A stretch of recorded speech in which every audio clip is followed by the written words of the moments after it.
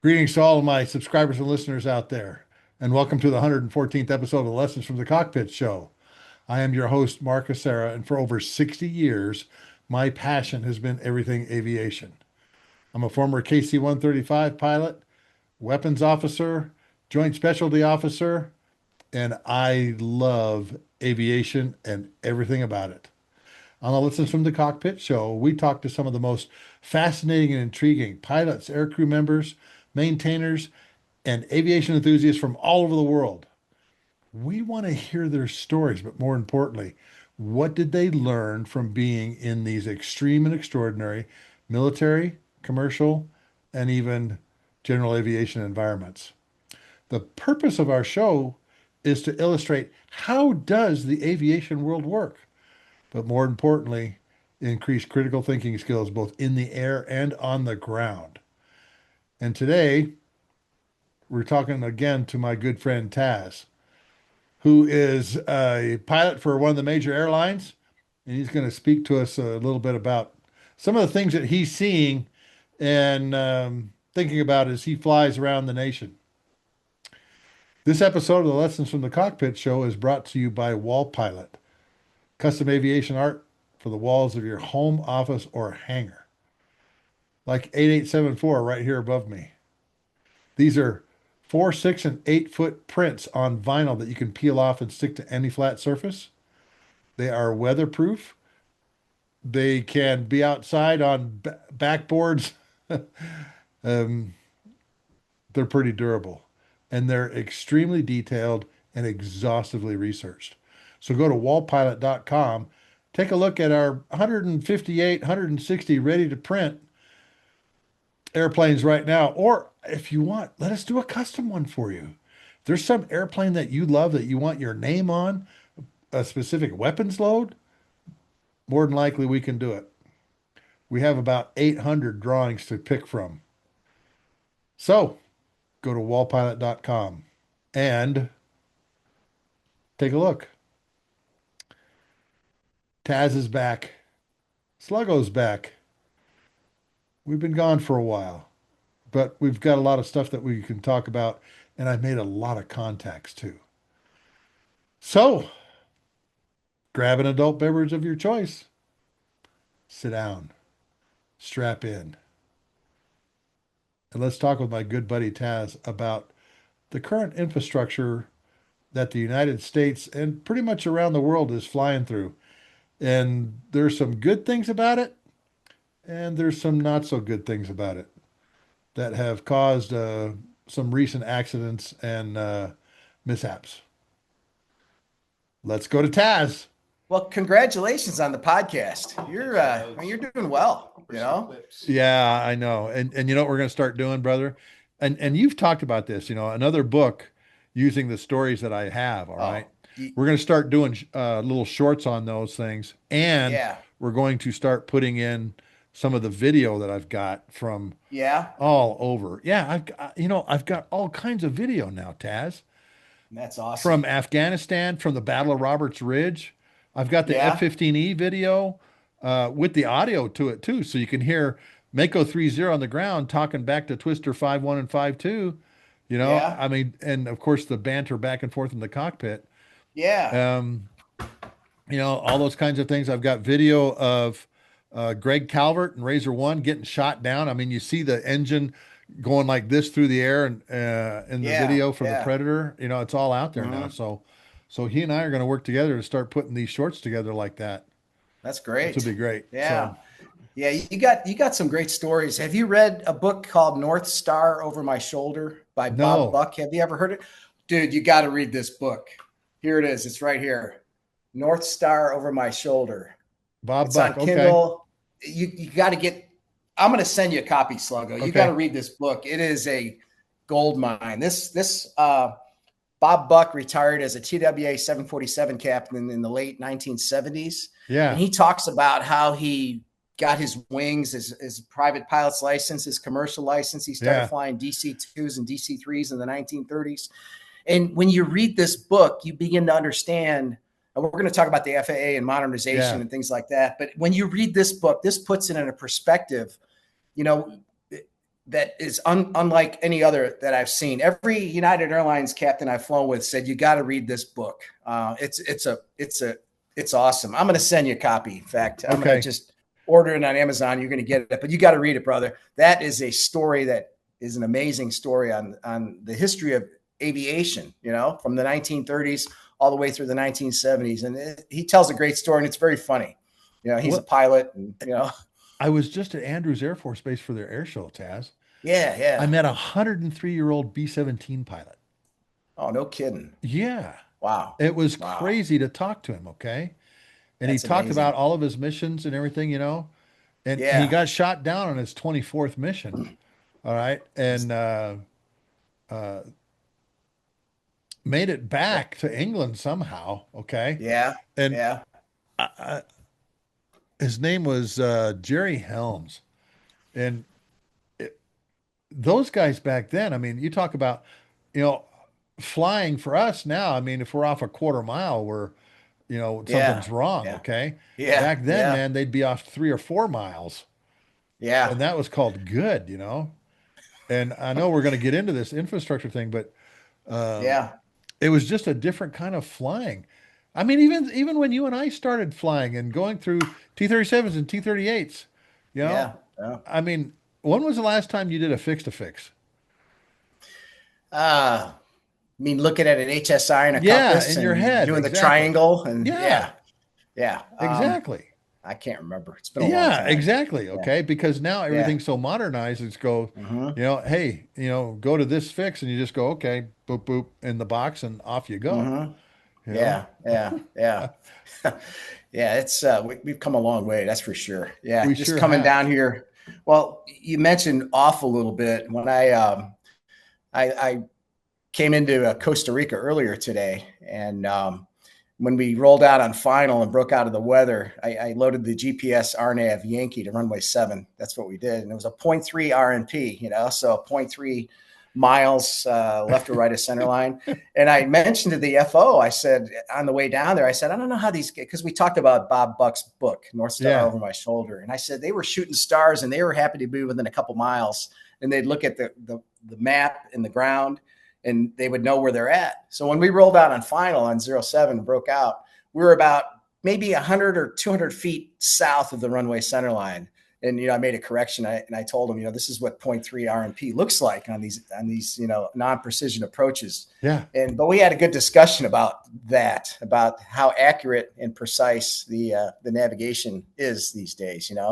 Uh, they did it the hard way. And Bob Buck talks about flying from Brazil, Buenos Aires, across the Atlantic Ocean, ferrying airplanes to Africa in this book during World War II. It's an amazing story, Sluggo. You got to read that book.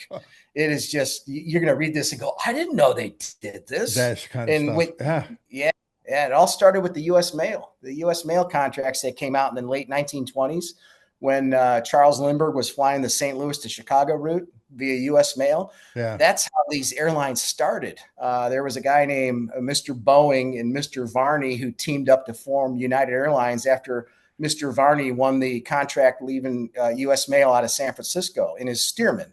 He flew U.S. airmail in a Oh, Stearman from San Francisco International, what we know as International Airport today. But Bob Buck talks about all this growth and how the airlines started from these U.S. mail contracts. And it's just an amazing story. Yeah, it's something everyone's got to read that's into aviation, I think. Because well, once you read that story, you'll really begin to understand where we are today as the aviation is part of our transportation system. It really is a really cool, worth reading this story. It's brilliant. They should well, make a movie about it, I think. But anyway, that's just me. and to think about that, Taz, too, because United and Delta have been flying for what, like 100 years now? Yeah, yeah, I mean, yeah, it's yeah. crazy when Well, yeah, you think about the growth that has happened in the airline industry, and like you said, it started with like moving mail around. How we got that to was move the it. mail faster. That's it. And Yeah. there was all kinds of people that were doing that back then, Mm-hmm. Mohawk Airlines, all Yeah. these different airlines that, that we don't even see anymore.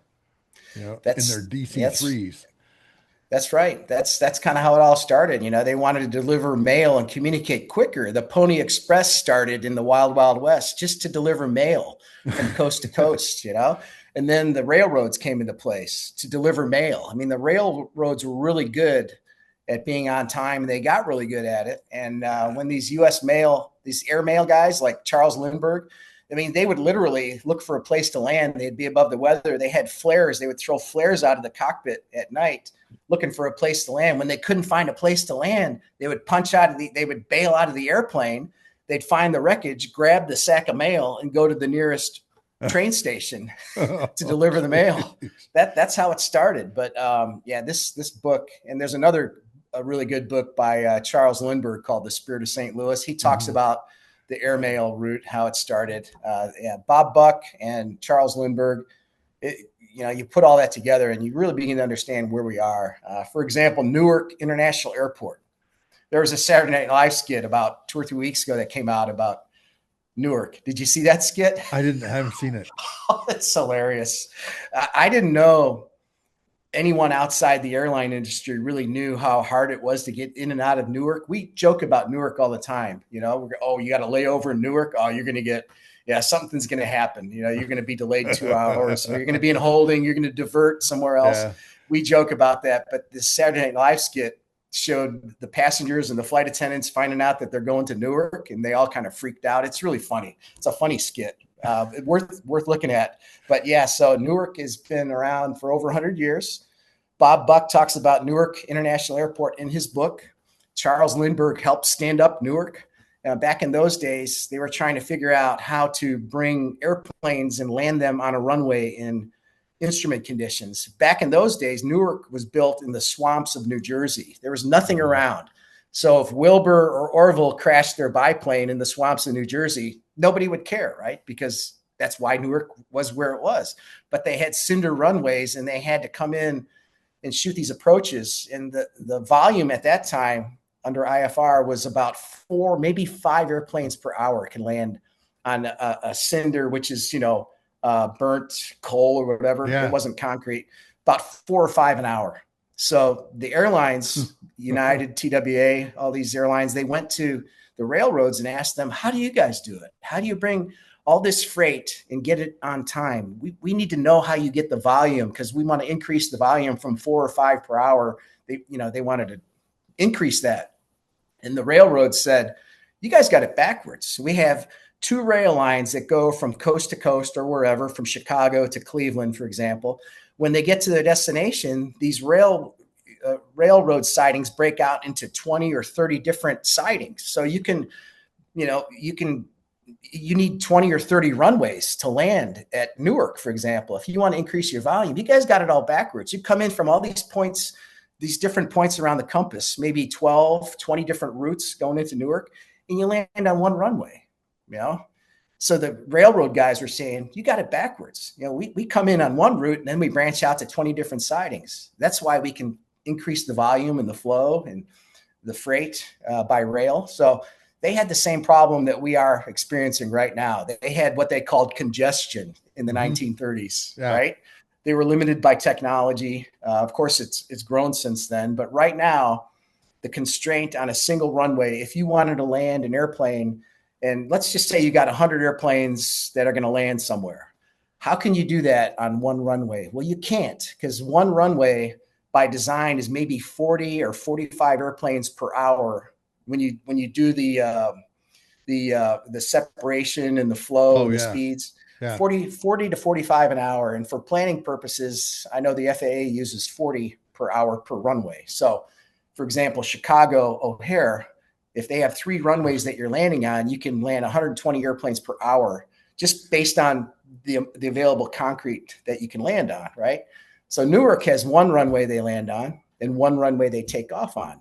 And how big is New York City? How many millions of people, right? Yeah. So the constraints are massive. We still face them. We need more concrete. We need more runways to increase the flow and the throughput in all our airports. You can upgrade.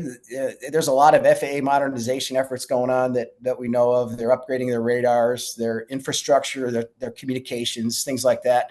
They're going to have state-of-the-art systems, but unless you add more concrete and add more runways, you can still only do 40, maybe 45 per hour on a good day, So those are the constraints we're facing with right now, Slogo. But Bob Buck mentions that in his book. In the 1970s, they still said we can only do 40 an hour. How can we increase the flow? So it's interesting. So what we're learning now with what's going on throughout the entire, in my opinion, throughout the entire infrastructure with the FAA is because, we're just limited on the runway capacity. So we need concrete. We need runways. As a pilot, I'm telling you, you got a guy 3.5 miles in front of you. You got the gear down. You're ready to commence the final approach. And you're watching this guy. You hope he better clear the runway before we land, because if he doesn't, we have to go around. It's that tight. When you're looking at places like Newark, San Diego, San Francisco, Chicago, O'Hare. Just flew out of Atlanta last week. Yeah, Atlanta is really crowded. It's unbelievable how crowded everything is. So that's kind of where we're at now. And Newark International has been around for over 100 years. That airport, Charles Lindbergh helped design the flow in and out of that airport. It was different back then. The technology was different, but it's still Newark. It's still on the same piece of geography in the New Jersey swamp area. Now there's a city that's grown up around it since then. And San Francisco International is the same. It's on the same plot of land that was there for over 100 years when Mr. Varney was flying the U.S. mail routes in his Stearman biplane out of San Francisco. Yeah.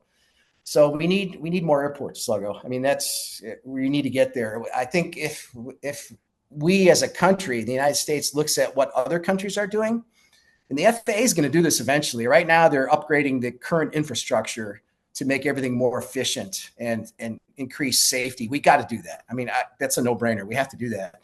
But we need more airports. Chicago O'Hare needs to have, and this is what's going to happen. Think 50 years from now, Sluggo.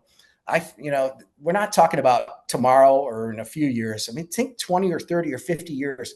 People are flying airplanes now. They want to, when they go to California to go see grandma, they're not going to drive down I-80, Interstate 80 in the car. They're going to get on an airplane and go, right? So everybody wants to fly, and the demand for air travel is increasing. You can read different literature. The Airline Pilots Association union, which is a great union. I mean, those guys are phenomenal. They're talking about 2 to 3% growth per year for the U.S. alone. I mean, air travel is increasing. Yeah, so we're going to double. I mean, what we have now, we're going to see twice the flow in the next 20 years. I know that. So you can't land any more airplanes at Chicago O'Hare. So what are they going to do? This is what they need to do. There's a place called Rockford, Illinois, which is northwest of O'Hare. All the major hubs throughout the country have other smaller regional airports out in the middle of nowhere, right?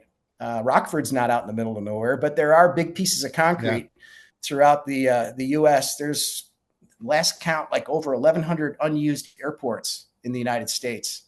Some of these airports are in the middle of nowhere and they're just unused. The deserts of Arizona, for example, have airports that haven't been used in years. So Sky Harbor needs to branch out and have another airport somewhere out in the middle of nowhere connected with a high-speed rail system like they have in Japan. I'm not talking about a light rail that goes 5 miles an hour. I'm talking about a transportation system that goes 200 miles an hour, 250 miles an hour. So in the future, we have to do this, Sluggo. We have to do this. In the future, you're going to, go through the TSA checkpoints. You're going to get on this high-speed train in Chicago O'Hare, take it to Rockford, and get on your 777 or your wide body that takes you to Athens. That's what we need to do as a country. We have to do that. So everything's going to change. In the next 50 years, we got to do that. Something's got to change. We can't keep flying out of Charles Lindbergh's favorite airport, which was Newark, in the 1920s. We have to do that. That's a vision that a lot of people don't talk about. Some colleagues of mine, a real good colleague who was the senior FAA representative in Iraq when I was there, this was 20 years ago. We're still real good friends. He's a real good friend of mine. But that's what he's mentioning. He says, this is what we need to do. The FAA needs to do this. We need to build up these other airports LaGuardia in New York City, Newark, New Jersey. Yeah. They're at their limits. We can't really build those up anymore. So high-speed rail to another airport somewhere out in the middle of nowhere. That's what's needed. That's what he said. You don't want to drive on the interstate, 50 or 100 miles away from New York City to get on an airplane. But you can go through TSA and get on a high-speed surface rail train and get to that airport so you can take your wide body somewhere else. That's kind of what we need to do. That was his opinion. And I thought, his name is Jim. I said, Jim, that makes a lot of sense. And, we talked about this. And, it's an ongoing discussion.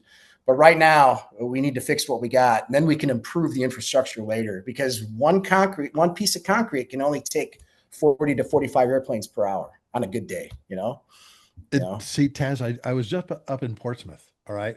Yeah. At Pease, all right? 12,900 foot runway, all right? And during that time period, Atlas flies in there, Breeze flies in there, okay? But it's 55 minutes north of Boston. It's got massive ramp space because it's an old SAC base, okay? There's an FBO there, a really good FBO there called Port City Air. I'm giving them a shout out because they've been such great friends to us. They've got a small terminal there now, but they've got the ability to build a bigger terminal there. And of course, as you know, it's an old SAC base. So it's got massive hangars there that you can use to work on airplanes or whatever. But again, here's this old SAC base, and you've got maybe a couple airliners coming in. You got Atlas coming in and everything. And I loved your rail comment. If you build a high-speed train that can go down to Boston, right into Boston Garden, that's perfect. All right. It's 55 minutes by car. All right. But if you can get a rail system going that's moving at, say, 135 miles an hour like they are in Europe, then it's perfect, and even better yet, if I can go through TSA screening as I'm getting on the train to go 55 minutes train ride to the airport that I'm going to, then it's freeing up that whole mess too. Yeah.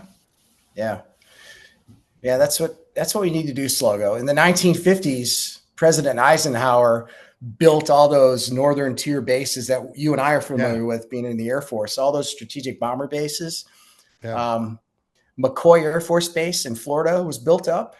That's MCO. You know it well. It's now Orlando International Airport, right? So all these, there's a lot of capacity in the country right now, but you have to go to a airport in a big city to go fly somewhere. And when you fly across the country and you look at these unused bases, for example, in Kansas, I mentioned Kansas because there's big runways in Kansas with trees growing through them. They haven't been used since World War II. The U.S. military, in my opinion, we don't need to fly F-22s out of Langley Air Force Base anymore. We need to move those F-22s somewhere.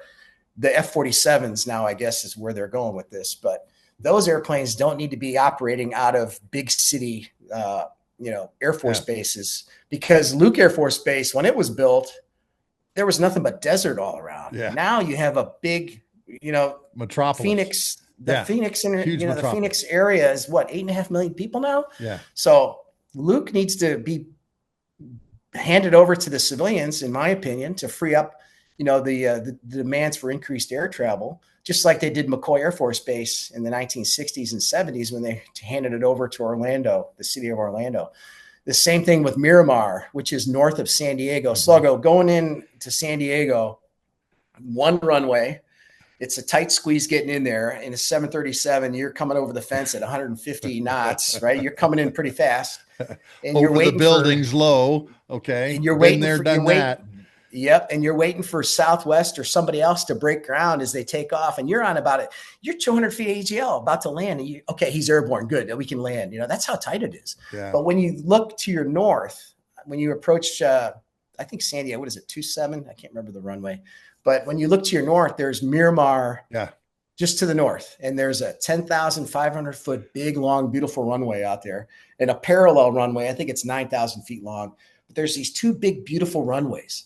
And you maybe have one U.S. Marine Corps helicopter doing auto rotations at this airport. And here you are landing in San Diego on this little postage stamp. You're making sure everything is safe as you come in there.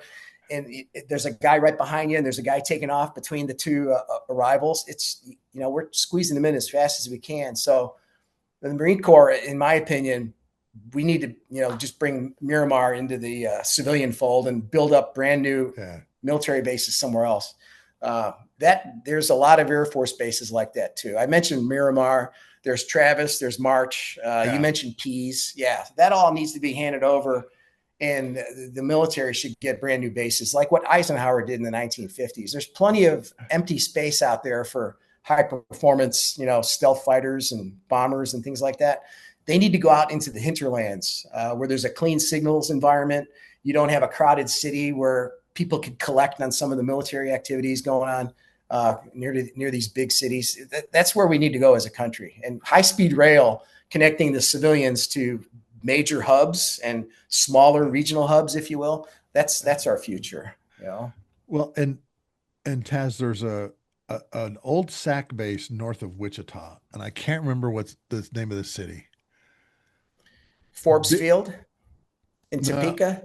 No, that's in Nebraska. There's one just north of Wichita. I think it's still in Kansas. All right, but it was an old SAC base. Okay, so it's got like 12,000 feet of runway too. All right, and in Lincoln, Nebraska, you've got a guard unit there. You got a big airport there. Again, it was built as a SAC base. All right. Yeah. Think of Williams Air Force Base outside Phoenix. Okay. It's got 3 runways. Yep. And 2 of those runways were built for T-38s. One was for T-37s. All right. So you can have smaller airplanes land on the inside runway, the T-37 runway. And of course, you can have the larger airplanes land on the other side. Okay. Or the center line, the center or the outside. Okay. The old T-38 runways. All right. And, of course, in Texas, there's, Del Rio and other bases that have been closed. But you're right. We have all of these pieces of concrete. Okay. I mean, even up in Loring, Maine, for crying out loud. Okay. Yeah. And don't forget also Navy bases, New South Weymouth near Boston, 2 parallel runways, former P3 base, Neptune base, everything. Same thing. You have this big, huge airfield with offices, hangars, everything still there. I have no idea what they're using it for now. I'd have to go look. Okay.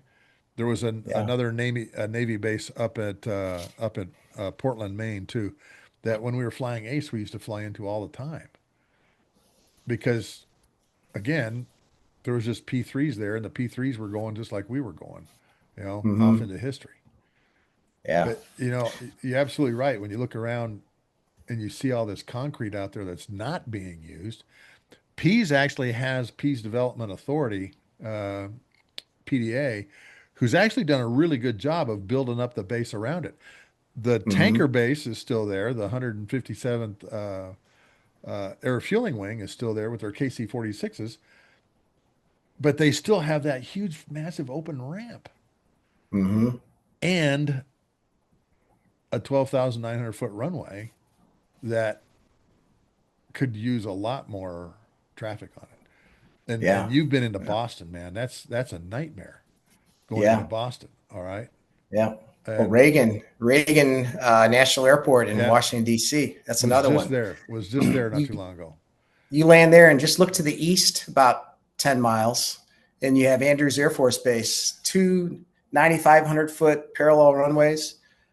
Very underutilized, big pieces of concrete. Now I know Air Force One is there, and there's some U.S. Navy Reserve units. Yeah, and the F-16s with the D.C. Air National Guard are there. But that's an example of an airport that could be used for civilian use and move Air Force Joint One use. and all the federal, move that somewhere else. Move Andrews Air Force Base somewhere else. out in the middle of nowhere, for example. In the military, I know the guy I'm flying with right now, the first officer I'm with, he flew the C-5s out of Dover, you know, so he lives in the area there, Dover Air Force Base in Maryland. But we talked about all this. We said, you know, what about Andrews and Dover? You know, are they going to be switched over to civilian use? Because we have to do something as a country, because the congestion, you can upgrade the current infrastructure, but you still have the same number of runways, right? Yeah. Unless you bulldoze neighborhoods in New Jersey, Newark is still going to be Newark. And I don't think anybody wants to destroy neighborhoods. We don't want to take eminent domain to that level. But we really do need more runways. We really do. Because the amount of people that are using air travel is only going to get more. And there's a demand for air travel. People want to fly. I don't want to see another Reagan midair, you know. That wasn't an example of congestion. That was just helicopters and at night, on a clear night over a city. And as a pilot, I'm telling you, Sluggo, it is almost impossible to get a visual on a helicopter at night, right? It's almost impossible. And your TCAS system that we use, the traffic collision avoidance system on the airplane that warns you of an imminent midair collision between aircraft. Below 1,500 feet AGL, the functionality within that TCAS begins to wash out as you approach the ground. So below 1,000 feet, you don't have any resolution advisories, or the system's not going to tell you to climb or stop climb. It just doesn't do that at those lower altitudes. So it's getting to a point where helicopters at night, you just can't see them, and they're over cities. And there's more helicopters out there, especially with some of these law enforcement operations that are going on throughout the country. Sluggo, it's big. I mean, there's a lot of TFRs, temporary flight restricted areas, that show up on your WSI scope, which is an app we use in the airline industry. For example, in LAX last summer at Los Angeles International, there were these small little temporary flight restricted areas throughout the LA metropolitan area. What that was law enforcement operations going on with helicopters or UAVs. Don't know what it was, but they did that. But I landed in Columbus, Ohio about 3 weeks ago at night, clear in a million night. And we checked in with Tower. We were cleared the visual approach to the runway, the west runway. I can't remember if it's 26 or whatever. But I saw on my TCAS scope something about a mile north of the runway, just within the airport traffic area, or the Class Delta airspace. It looked like it could have been a helicopter at 1,200 feet AGL. So I inquired Tower. I said, you know, United, whatever, do you have helicopters operating north of the runway? And he said, affirmative. There's a law enforcement operation going on. Okay, thanks. And so we kept an eye. We could not. I could see the transponder return on my scope in the airplane. I knew there was I got a TCAS hit on a target 1 mile north of the runway at 1,200 feet above the ground. I knew he was there, but I could not see him with my naked eyeballs. And my FO he was flying. I said, look, see if you can see the helicopter. We couldn't see him. It was a clear in a million night. There was a law enforcement operation going on. Something was happening. And from experience, when you work with guys that are supporting operations like that on the ground, you have law enforcement officers that are about to kick down the door, and you have a helicopter orbiting like this. And those guys, they're really not looking out. I mean, they're looking through their infrared scope or their visual scope, and they're looking at the front door of the building. Right? They're doing Overwatch. They're doing Overwatch. They're not exactly. You think they're looking out for me? No. So, and then after we landed, Tower checked in with that helicopter. And they said, remain north of the runway 25 or whatever center line. And that was the runway we landed on. And, I looked at my FO. I said, at night, we have to really keep our eyeballs out because there's going to be a lot more activity at night in some of these cities where these law enforcement operations are ongoing that we don't hear about in the news, but we see it on our scopes. We hear it in our ATC frequencies that there are helicopters. And I can hear the helicopter pilot's voice talking to Tower. Roger, we'll remain north. We'll let you know if we have to come south, So anyway, that is a real thing, Sluggo. And we need to figure out a way to really address those concerns. I'm writing safety reports on it. I mean, I'm just writing what I observe. I don't have an opinion. I'm just giving them facts. Yeah. And you can go to atc.net, which is a website that records all the tower communications throughout the country.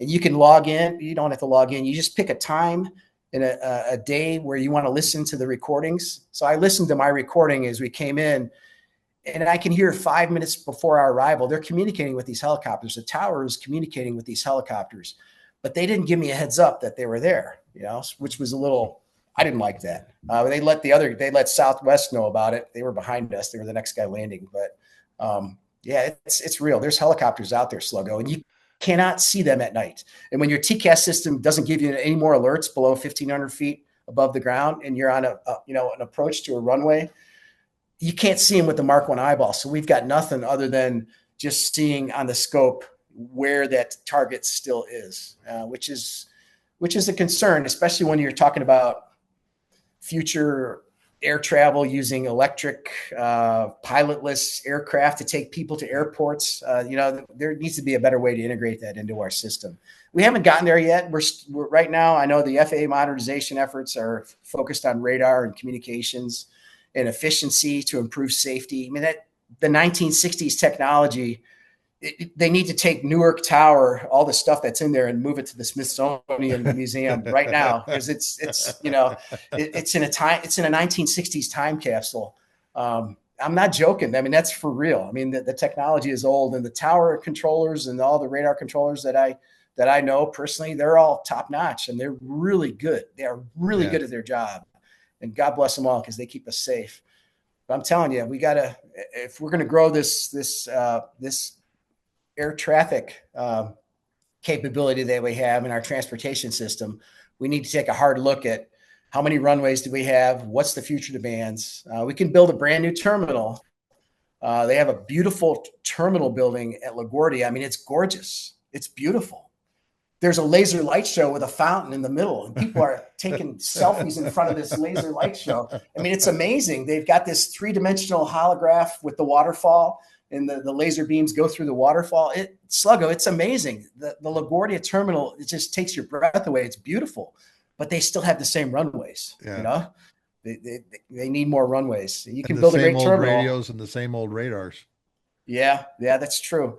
The terminals that are being built are great. They're state of the art, but we really need more capacity. And you do that not just with upgrading the current systems, but we need more runways and airports to bring less stress, take that stress off the current system. Yeah. That's what I see as an airline pilot, Well, and you know what? I thought of another thing that's going on right now. I mean, think about what's going on in Portland, okay? Where you have agents, you have a lot of turmoil, okay, on the ground, and you have federal agents that are literally fast roping onto target areas, on helicopters that are blacked out. Yeah. And Tazz, we haven't even talked about the UAVs that are doing ISR above them, which you won't see. Okay. They're so dang small, and that's very congested airspace close to a very congested airport. And I remember, being in Atlanta 2 weeks ago and seeing, a lot of helicopters flying around, and they're law enforcement and federal agents, they're going around sweeping up after all these illegal aliens, and they have a lot of air support when they're doing it, a lot of air support. And talk about UAVs for just a few minutes, okay?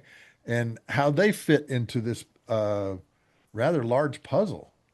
Yeah, that's something that we use a lot when I was a strategist back in my time when I served on active duty in the Air Force. I was a strategist during the surge in Iraq, which was an amazing military operation that started in the books that you read tell you it started in January of 2007, but combat operations really didn't start until June of 2007.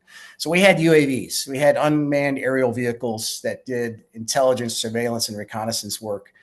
and we had satellites, stuff, in space Yeah. that could collect the same type of information that these UAVs would use. So we had all that stuff, and the problem was, how do we integrate all this stuff into supporting operations on the ground? Well, there's two ways to do it. You think of the individual airport, for example, at Baghdad International Airport. The main objective of that airport was to bring cargo and transportation and medical supplies in and out of the theater. That was a major hub that supplied the war effort. In 2005 and 2006, that's, ever since the initial invasion in 2003, Baghdad International Airport had a civilian side of the airport, and it had a military side. Yeah. So we had to figure out, how do we integrate. Well, we talked about this in previous podcasts, you and I, but how do we integrate all these ISR, or intelligence, surveillance, and reconnaissance assets with fires? For example, it could be close air support, or in the case of Baghdad International Airport, we had batteries of howitzer cannons that were surrounding the airfield. The 10th Mountain Division had 105 millimeter howitzers just off the runway center line. I think it was runway 33 left, about a mile north of the runway. And they had to provide support for ground operations that were being conducted in 2005 and 2006 when I was there. Their job was to provide fire support for operations on the ground, because guys are being, like the Leo operations we see today. Now, we're not going to put 105 millimeter howitzers in Los Angeles. I mean, that's not going to happen. I get that. Okay.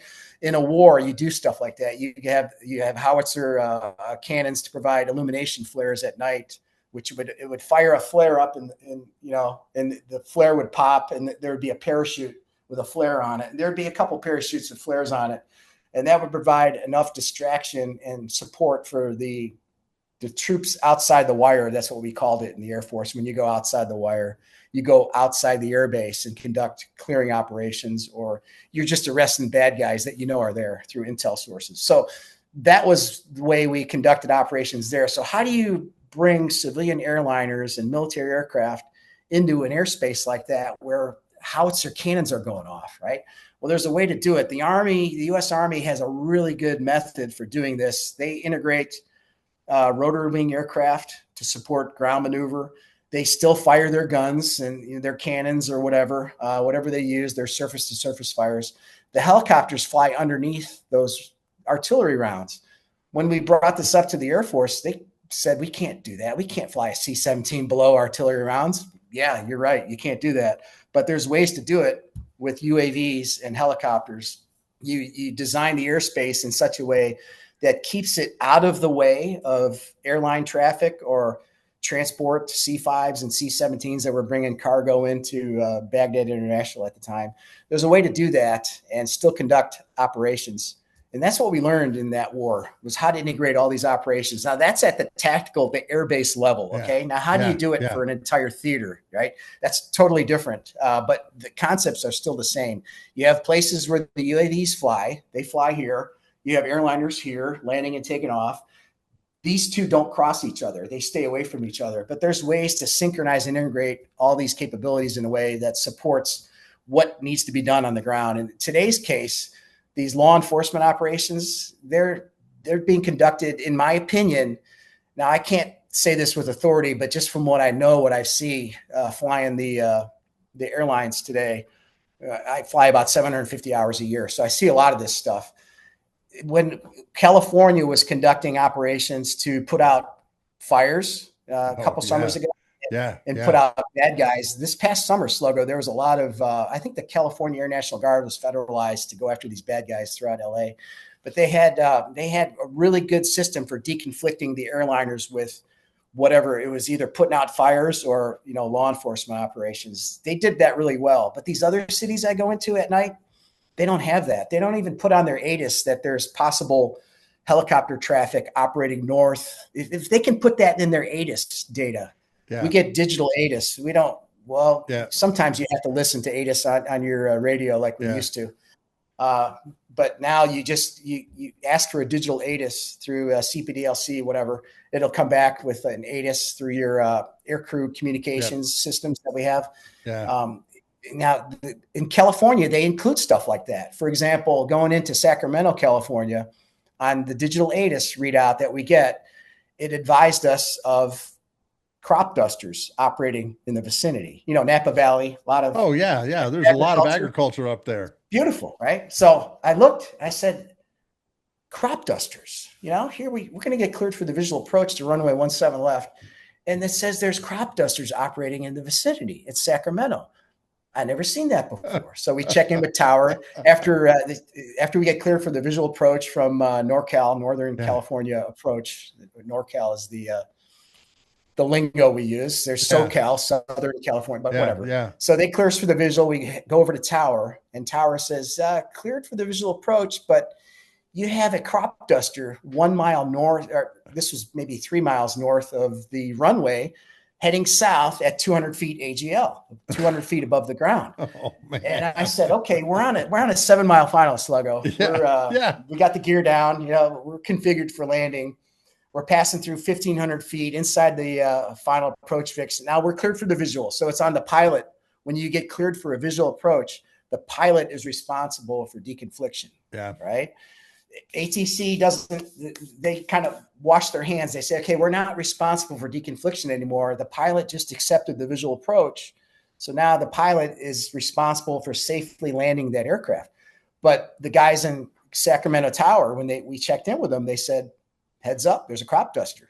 Oh, really? Okay. So, I'm looking at my TCAS scope. We're at 1,500 feet AGL. I could see the hit on my scope. Yeah. I know there's an airplane out there. I know he's traveling at whatever, 100 knots, doesn't matter. But he's below my aircraft. I'm in the left seat. My FO's in the right seat. The FO's flying. This always happens. Stuff like this always happens when the FO is flying. I don't know why. It's just the way it is.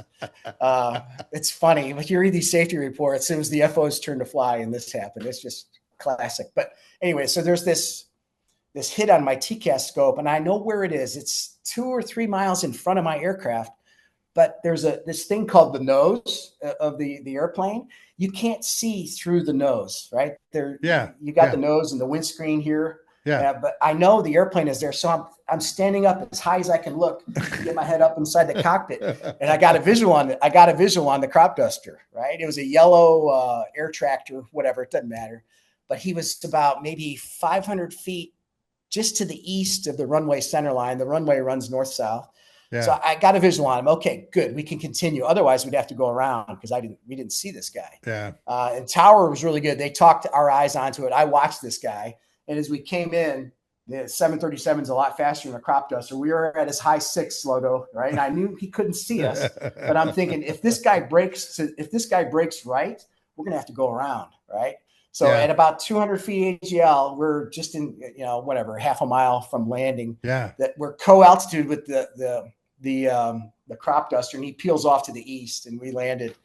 But it's stuff like that. If these towers and TRACONs can include in their ATIS information helicopters operating in the area, or like in the case of Sacramento, crop dusters, that would help us out a lot. Yeah. Now, remember, below 1,500 feet above the ground, we don't have any terrain, traffic collision and avoidance warnings. We don't have any resolution advisories. The airplane doesn't tell us to climb or stop descent. So it's on the pilots. And in the case of the rig in midair at night, there could be a helicopter hiding behind you've got these window frames. There's pieces of steel that holds the panes of glass together, right? And behind that window frame, if you will, there could be another aircraft on a collision vector that you don't see until the last minute. And I think, in my opinion, that's kind of what happened with those guys. And they were belly up to the helicopter. Remember, they were turning like this on final to the runway, and they were belly up to the helicopter coming from the north going to the south. Yeah. So that created a problem too, and looking at the video, the helicopter wasn't very well lit up at all. No. And of course, an airplane on finals lit up like crazy.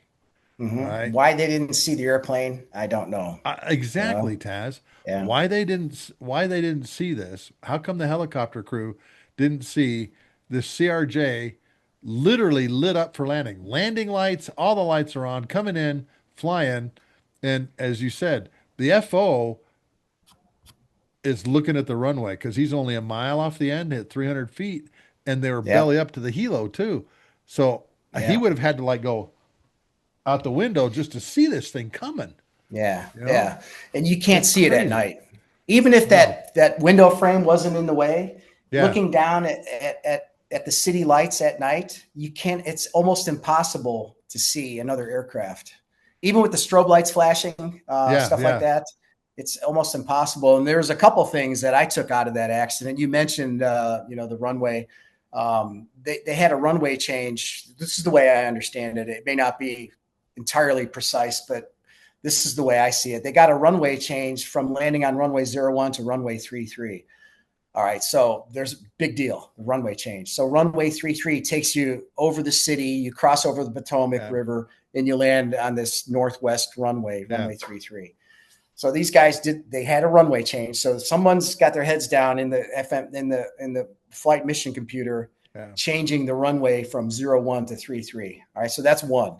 The helicopter was maybe 100 or 200 feet too high. Right, you don't want to fly anywhere near an active runway on a 3-degree glide slope. You're talking 300 feet at 1 mile away from the runway. So 3-degree glide slope was just pretty standard Yeah. for the industry. At 1 mile, you are 300 feet above ground. At 2 miles, you're 600 feet above ground. At 3 miles, 900 feet. If you do the math, Yeah. It's just a 3-degree glide path. So you don't want to be anywhere. If you're at a mile away from an active runway and you're at 300 feet, that's not good. You don't No. want to do that. No. So the helicopter, either the altitude was not right, or they just didn't read their altimeter right. But there was some human error, obviously. Yeah. So what I got out of this was, okay, if they give us anywhere we go now, based on what I took out of that Reagan midair, this is what I tell my FO. If they give us a runway change below 10,000 feet, we're not going to accept it. I want your eyeballs out, clearing for traffic. I want you looking at the TCAS scope. Below 10,000 feet, no runway changes. We will go into holding if we have to. We're not going to, go heads down into the box, if you will. That's what we call it. Yeah. So no runway changes below 300 feet. And that's what I took out of that unfortunate midair. I hate to say it, Sluggo, but is there going to be another one before we finally start building more concrete, more runways, and moving these relieving the congestion? Is that what has to happen? What happened in San Diego in the 1970s between the Cessna 172 and the 727 that had a midair in the 1970s? That resulted in TCAS. That resulted in TCAS, right? Yeah. That was one of those accidents. There's a couple accidents like that. There was a midair over the Grand Canyon in the late 1950s between a TWA and United Airlines aircraft. One was a Constellation, the other one I think was a DC-4 or something. Yeah. A midair. Yeah. And they crashed and landed. They were all killed. But if you go to the eastern end of the Grand Canyon South Rim, there's a memorial to those two airliners that went down. It was that accident that finally caused the United States to have air traffic control radars throughout the entire U.S. Yeah. Those radars were completed and installed in the early 1960s. And Sluggo, guess what? They're still there today. There. Yeah. They're still the same old radars. They still have the old ASR 11 radars that are working control. They need to be upgraded. All right. So there's a big accident. Unfortunately, sometimes it takes a big accident for the investment in aviation infrastructure to take place. And it was the same way with airborne radar. Weather radar on the airplanes we have today is unlike anything I've seen. It's so precise and so accurate. Yeah. If it wasn't for the Airline Pilots Association, we wouldn't have airborne radar on airplanes. It was ALPA who pushed the companies into purchasing this for safety reasons. Bob Buck talks about that in his book, North Star Over My Shoulder. It was ALPA. It wasn't the FAA. It wasn't the airlines. They're trying to make a profit. And installing an airborne radar, that's expensive. That's going to cut down on profits. But those guys at ALPA, they're awesome. They can do some work, and they have done work ever since, for the last 100 years. They've been around. They're safety conscious, and they're professionals, and we really need an airline pilots union, not because we want to protect our jobs. I mean, that's a no-brainer. Everyone wants to protect their jobs, but in the interests of air safety, that union is invaluable. They have so many stories that they can share. That's just one of them, the airborne radar, weather radar that we have now. What about communications, radios and stuff like that? Same thing. Are they still old? Are they still the same as? Well, let's see. What are we talking about here, Sluggo? We're talking about airborne radios where you key a microphone and you talk to a controller on the ground, and the controller keys a microphone. They talk back to you. I think there was an Italian guy named Marconi after the First World War that invented this, right? So we're talking about technology that's over 100 years old, Sluggo. We're talking about radars that was developed during World War II, not fully implemented until the 1960s in the civilian air traffic world. Not the we had radar in World War II. It took the government 20 years to implement ATC radars. So Marconi, the Italian guy, that's 100-year-old technology. We're still using voice. We don't. Now there's aircraft that have controller to pilot data link, which we call CPDLC. It's a digital way to text a controller, ask for a new altitude. Yeah. They will direct you to accept a new route, for example, which is great. It's great. But a lot of airplanes don't have that. So when you're sitting in an airline cockpit and you're going through, I'm mentioning this for a reason, the ultra high control sector of Miami Center. You're checking with Miami Center. You're at flight level 360, which is 36,000 feet. And you're waiting to check in because you have to wait because the controller is giving all these instructions to these other guys that are checking in there. He's telling them to go here, contact that guy, descend and maintain this, turn right to 10 degrees for traffic, slow to Mach number 0.78. And you're just waiting to check in on the radio because you have to check in because it's Miami Center. You can't, we got to check in with them. It's that congested, Sluggo. Some of these air traffic controllers, they're really good at what they do. They are really good. But I'm telling you that some of them could make an auctioneer at a Texas cattle auction, their face would blush red because they talk so fast. You listen, and okay, I get it. I'm in my 60s. My bandwidth's a lot narrower. Everything's a lot slower. Maybe a little vitamin B12 will help me think faster. But I'm listening to these controllers, Sluggo, and they're talking so fast. It's such a staccato method, and they're really good. They're very precise.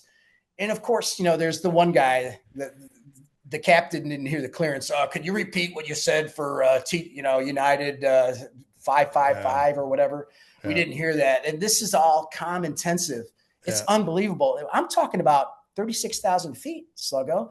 It's the same thing in Newark, at LaGuardia. These controllers, these New York TRACON controllers, they're world famous. Those guys are world famous. They're so good, and they talk very precisely and accurately, very professional. They show no emotion. Every once in a while, they'll joke around a little bit. For example, landing at Newark, this is a funny story. The air traffic controller at like 1 o'clock in the morning or something, whatever, it doesn't matter. You're landing on runway 22 right. Runway 22 left is closed. Well, let me take that back. No, it was 04, whatever. It doesn't matter. We're landing 04 right, and 04 left is closed because there's maintenance going on. And there's a wide body taxiing. I can't remember the call sign exactly. It doesn't matter. Could have been Emirates or it doesn't matter. It's an A380 going to the Middle East. Yeah. And big they said, airplane. Big jet. So you hear all this, and the controllers bringing out the instructions. It's not that busy for Newark. We're one of the few airplanes landing at the time, and it was runway 22 right, for example. But whatever. And you hear the Airbus A380 crew ask Tower, "Could we take off on runway 22 right? Because we're loaded. We have our mission computer. Our flight planning computer is configured for takeoff on runway 22 right." And the controller snaps back right away. This is funny.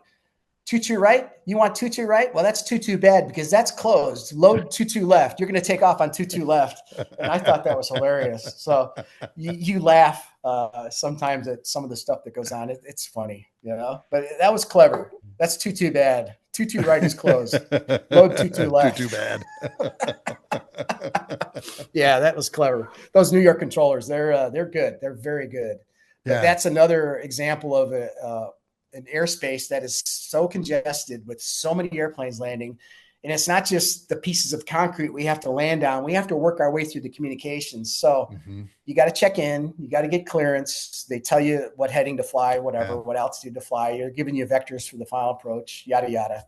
But you got to work through all that, it's a congested system. And I know the FAA is modernizing. They're looking at the way the airspace is structured, those ultra high control centers, the low control TRACONs, the terminal radar approach control, TRACON, if you will. That's the acronym.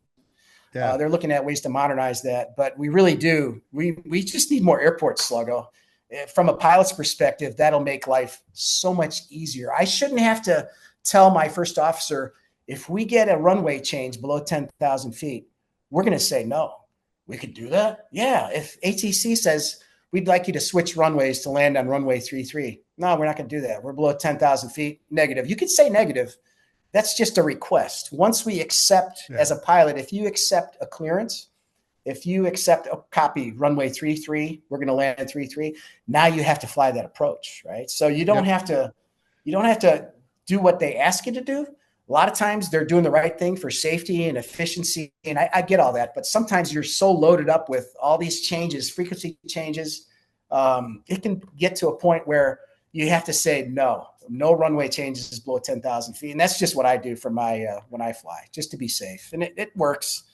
They'll say, okay, Roger. Okay. Slow to Mach 0.74 vector north. And okay, fine. But we're not going to do a runway change because I want to be looking out for these other airplanes that are out here below 10,000 feet. I want to be looking out for that guy flying the Stearman biplane, with a leather helmet on and goggles. And he's probably just, that's Bubba out there at 8,500 feet in his Stearman, doing his Top Gun thing in the mountains doing of his Colorado. Top Gun thing. Yep. He's just out there and he's probably chomping on an unlit, cigar, having a great day on a Sunday afternoon. I want to watch out for Bubba below 10,000 feet. So those are some of the things that I do. And I bring some humor into that, but I mean, you have to, right? You can't be serious all the time. And Bubba's not watching. Bubba's not watching. I know he's having a good time. I want to be Bubba one day. How many times? But the way you mentioned ISR, intelligence, surveillance, and reconnaissance, and integrating all that stuff. The civilian world, in my opinion, needs to go talk to the Air Force and how we integrated operations in this counterinsurgency battle in Iraq and Afghanistan, because we had a lot of UAVs. The Air Force and the Navy and the Army had more UAVs than anybody. The soldiers would launch these UAVs like this into the air, and then they would provide overwatch for an operation on the ground. They were called Ravens, right? They had these small UAVs, but we had to figure out a way to integrate all that. And in my opinion, what I see today is I don't see it. I'm not at the planning level. I'm not at an integrated operations center in Dallas, for example. I'm not at the operations center at Willis Tower for United Airlines conducting, integrated operations with law enforcement to deconflict or synchronize operations with airlines going into O'Hare. I mean, I'm not that guy, but I see it. And if they could put it on ATIS, or they could put a temporary flight restriction, a little round puck, for example. This round puck is 2 miles in diameter. It extends to, this is typical. It's maybe 2 or 3 miles in diameter. Yeah. It extends to 400 feet above the ground, and it's in these areas. Stay away from there because there's either a UAV or if it's a bigger puck, there's firefighting operations going on. The civilians, I think, should talk to the military because we learned a lot in Iraq and Afghanistan, how to integrate airspace.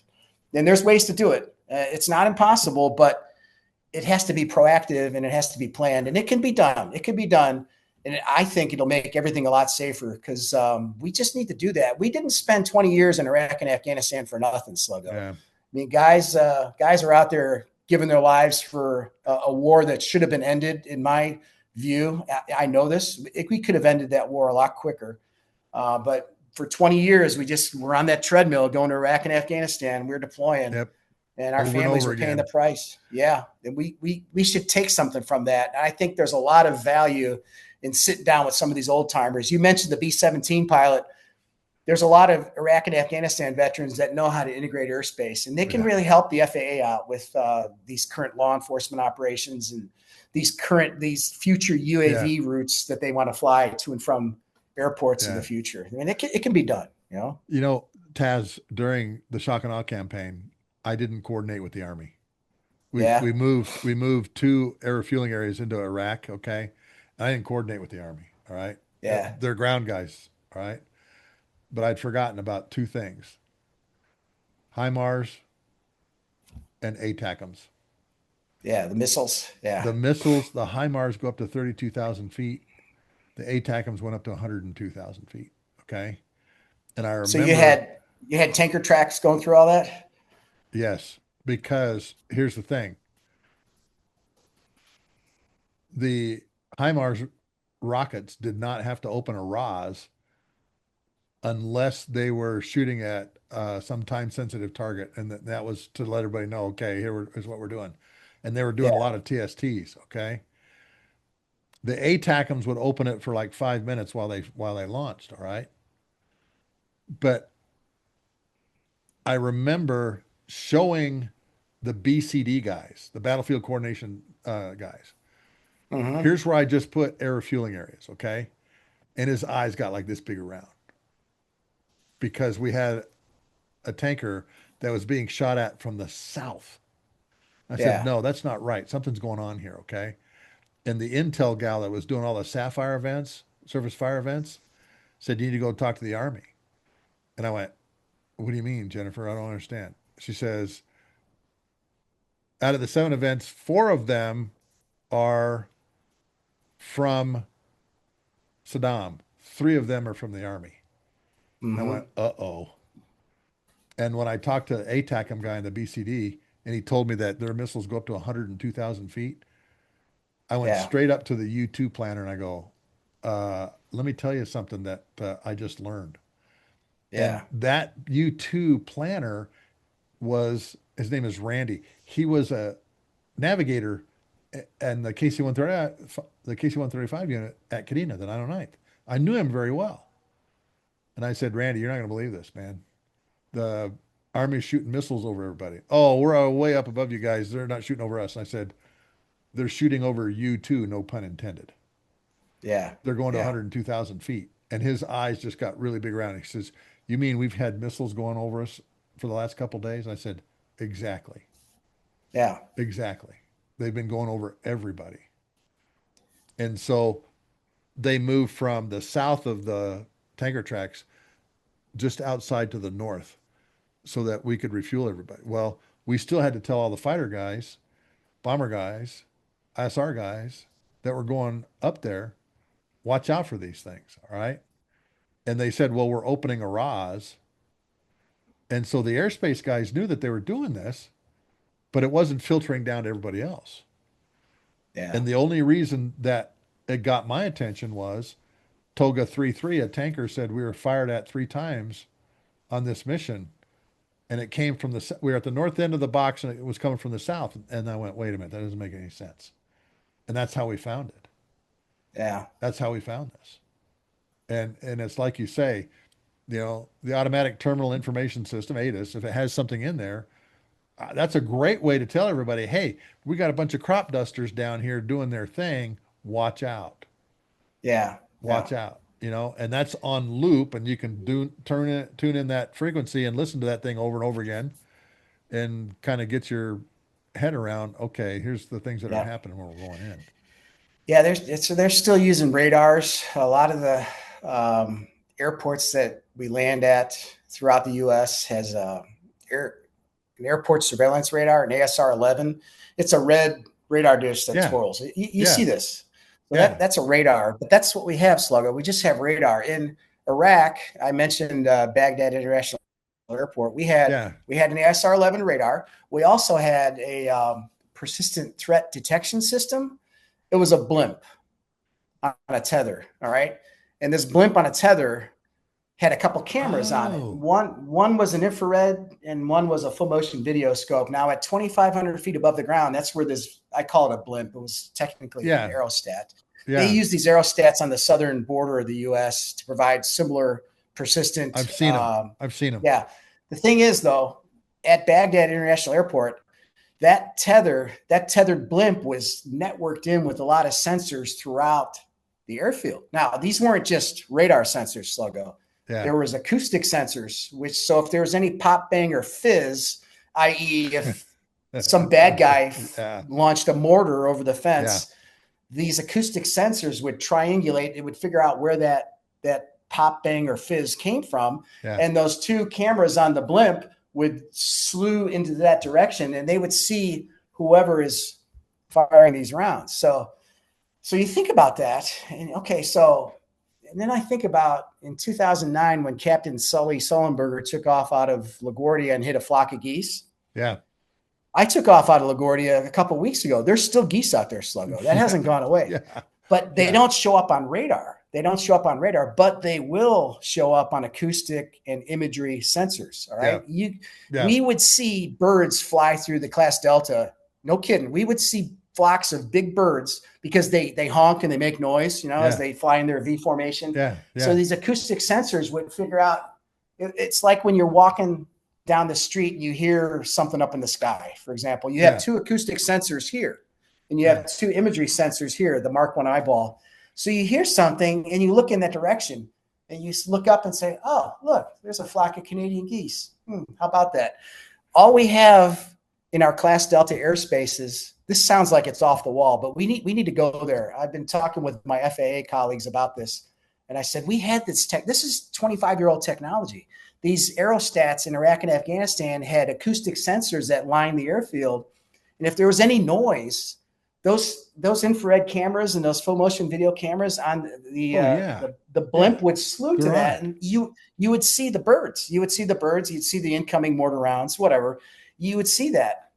Why don't we have something like that in Sacramento, California, where if the ASR-11 high power radar doesn't pick it up, you have acoustic and imagery sensors that line the periphery of the class Delta. Yep. And they can slew cameras from the control tower or whatever. I mean, you can figure out that, oh man, there's like this huge flock of migratory Canadian geese.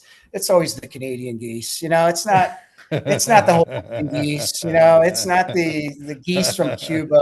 It's the Canadian geese, right? Yeah. They always fly in these big the size of cannonballs. And Sluggo, they fly at night. They don't just fly during the day. So even you're going so fast in these airplanes. You don't see these birds until the last second. Coming into today, we landed in Costa Rica in Central America. We flew through a flock of turkey. I call them turkey buzzards, whatever. They were big vultures, just kind of in a Battle of Britain formation on about maybe a 4-mile final. As we broke out of the weather, we flew right through them, and they're big. I said, oh, we missed them. Good. And we're good. So we kept landing. Yeah. But wouldn't it be something if we have the technology, we had it 20 years ago in Iraq. If we had acoustic and imagery sensors that can see these things and alert aircrew that, hey, heads up, there's birds here. Do we care about one sparrow? No, not really. But if there's a big flock of geese that can take out a U.S. Airways airliner and you have to land on the Hudson to save everybody, like Captain Sully Sullenberger did, we need to integrate those systems. Now that's the next level of where we need to go. That takes a lot of data processing. I get that. But right now, we just need to upgrade our 1960s radars, get rid of the communications with analog systems, and put in high-speed fiber optics to improve the efficiency of what we have.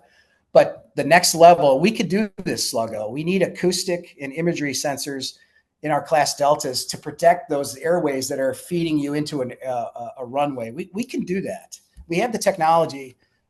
We just need guys to think outside the box and start doing that. That's what I see, in my opinion, because the birds are still there. And they migrate at night. You can't see Canadian geese at night. We can't even see a helicopter with strobe lights on at night, looking down over the city. But if we can get some of these imagery and acoustic sensors, this is just my opinion, and some guys laugh and they think I'm crazy, but we can do it.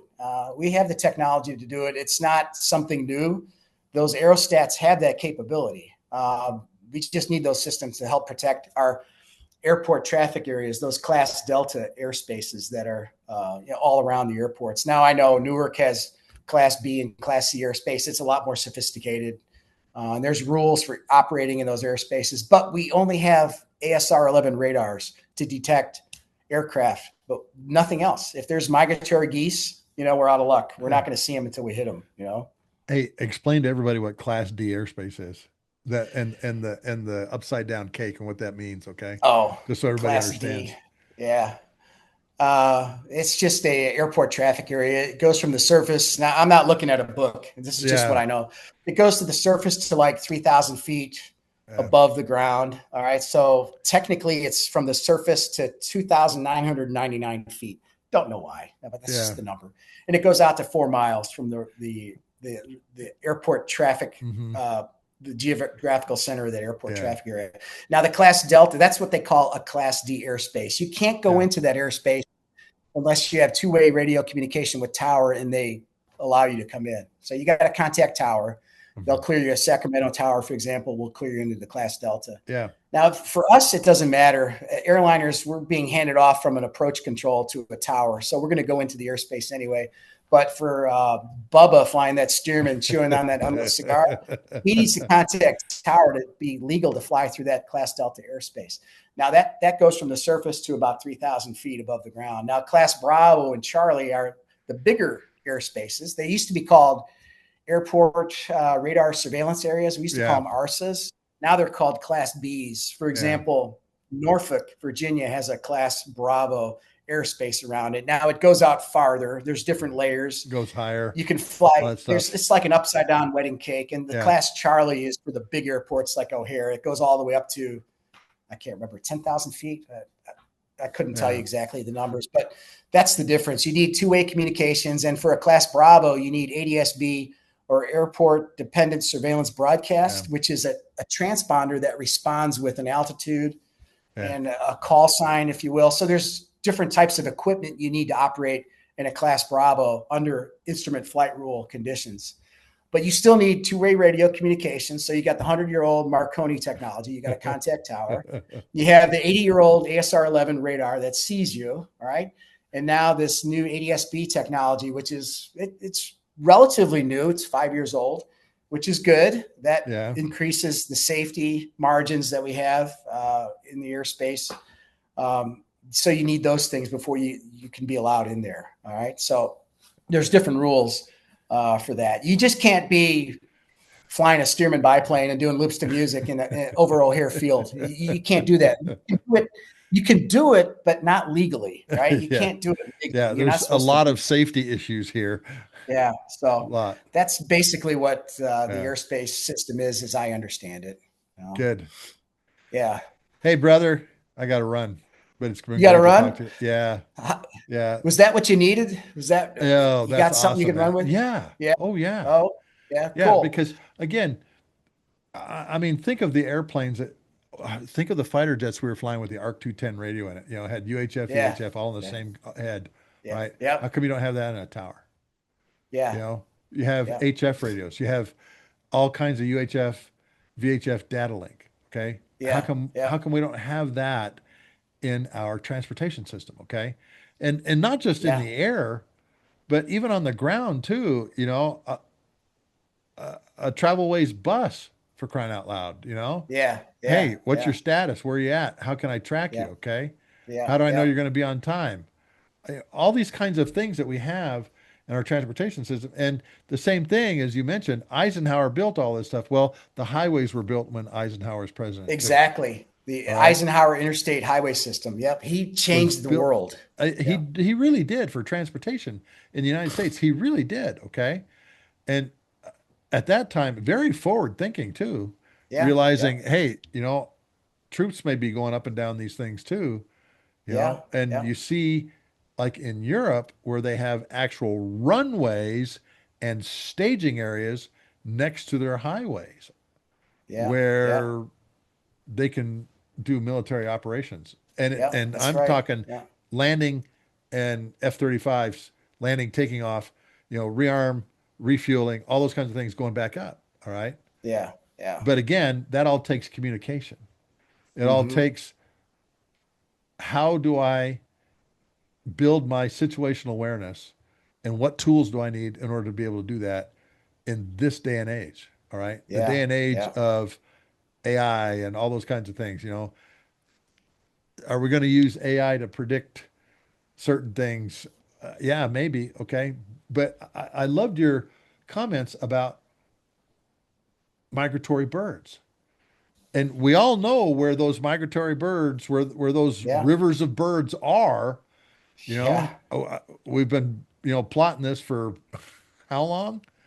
And Yeah. so, Yeah. like you said, if you have a major airport at Kansas City that is on a migratory bird river, then you should be able to go in there with some essay about, hey, there's flocks of Canada geese that are flying around here, Yep. and say to yourself, good time to do approach. Let's wait a few minutes to do this approach Yep. so that we Exactly. don't smack Yeah. some of these things. Okay. We've all Yeah. seen the video of the T-45 that was coming into land and sucked down a seagull, Yeah. and the crew Mm-hmm. had to eject, and the airplane went into uh, some urban area, and some Mm-hmm. people were killed on the ground. Yeah. You, Yeah. you want to reduce that risk as much as you can.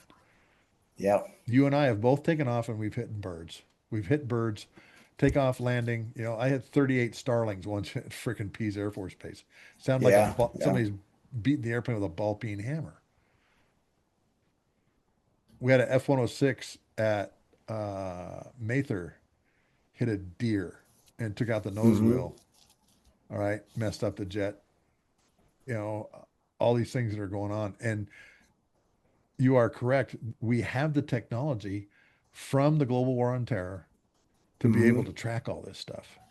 And integrate the airspace to deconflict when Exactly. we need to. Yeah, we Exactly. have that technology and the experience. Yeah. These guys that did it, they need to. Yeah, the FAA needs to find them and get their Yeah. heads together, bring that Yeah. technology together. Yeah, we can talk for another hour easily, brother. Oh, I know that. I know that. And it's we fun haven't having you on.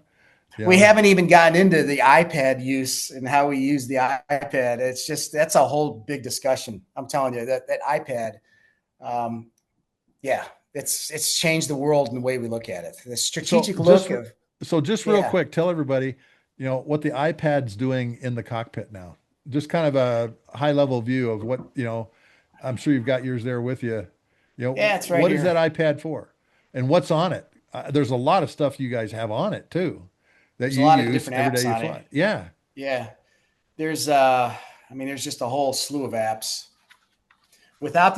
Without this electronic flight bag, this EFB, if you Yeah. will, I can't fly.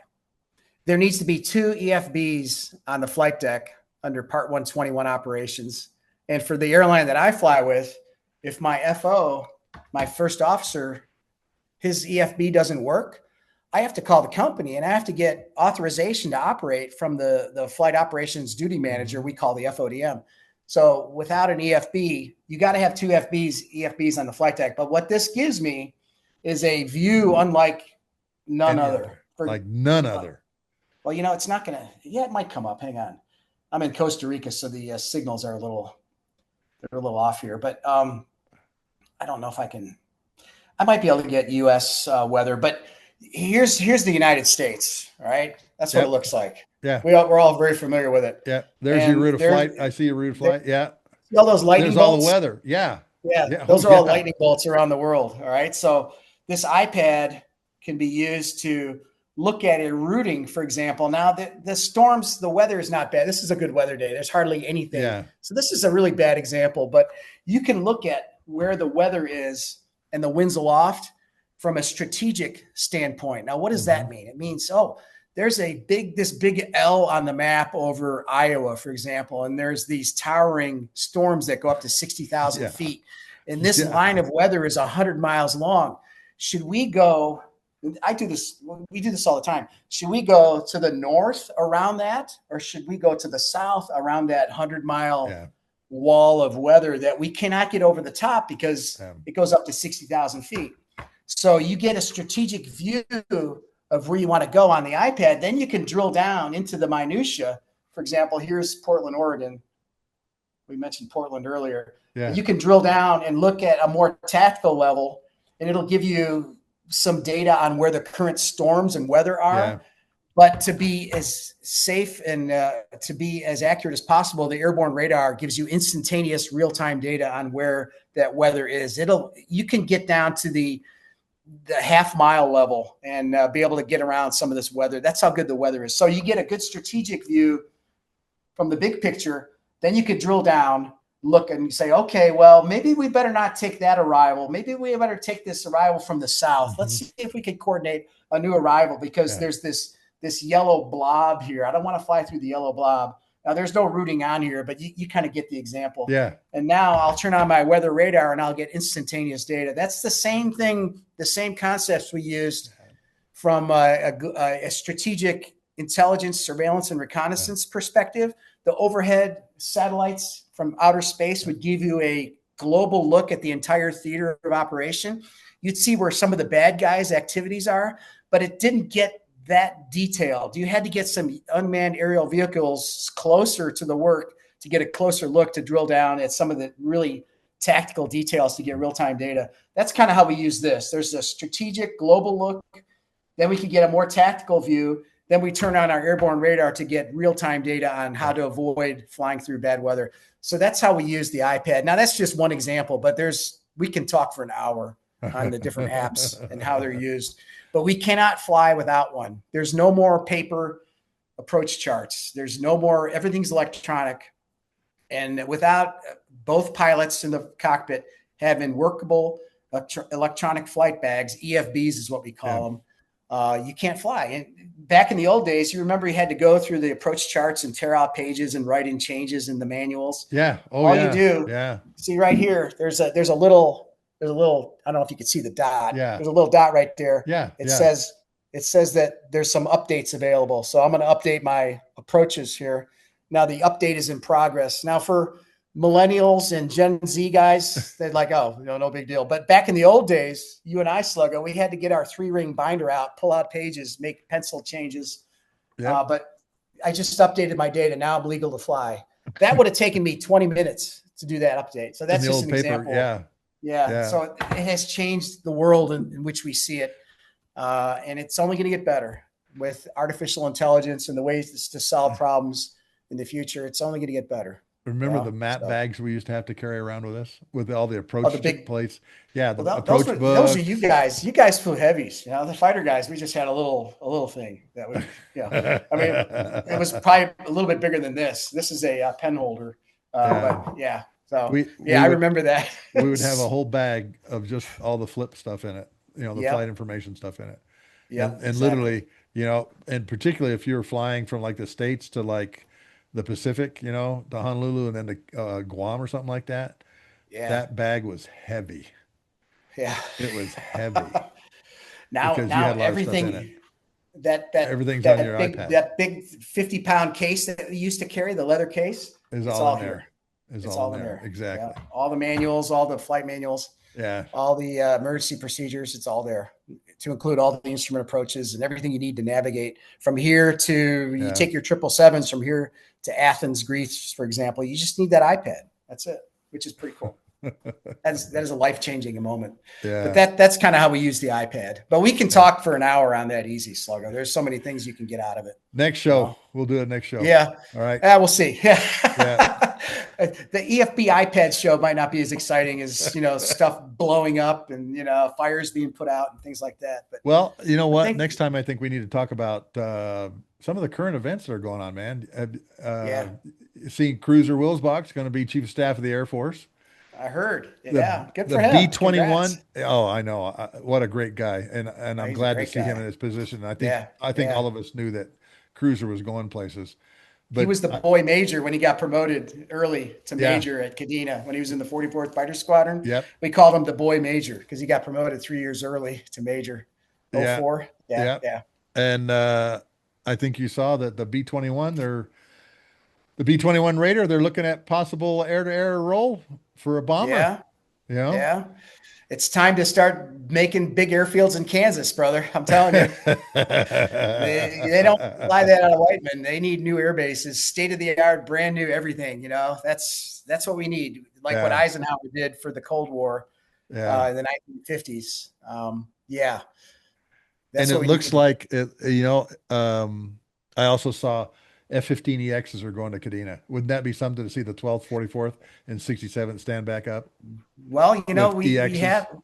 we still have our defense commitment with Japan.